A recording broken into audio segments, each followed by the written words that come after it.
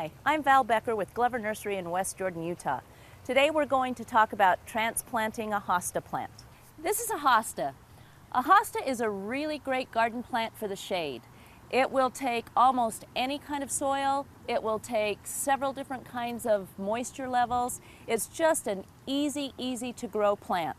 Today we're going to move it. The first thing we're going to do is prepare the new hole.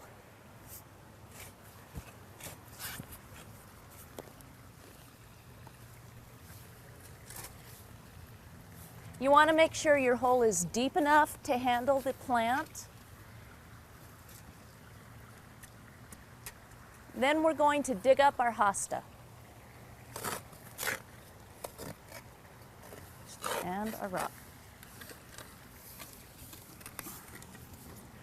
Best time to move a hosta is when they are still dormant in the spring. This one's no longer dormant, which is okay. We can still move it. Take as much of the plant as you can, including most of the roots. And then we're going to put it in the new hole. You don't want to plant the hosta too deep. If you bury too much of the crown, you could damage the plant or possibly kill it.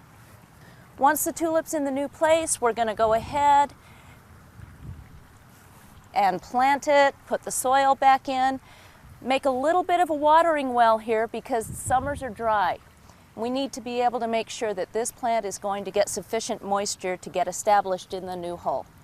Once you get the hosta planted, then you're going to go ahead and bury it. Like I said, the best time to move a hosta is when it's still dormant, but you can move them anytime. The only thing you want to make sure you do is if you move them after they have broken dormancy, you want to go ahead and cut off the foliage, like that. Again, I'm Val Becker with Glover Nursery, and we've just talked about how to transplant a hosta.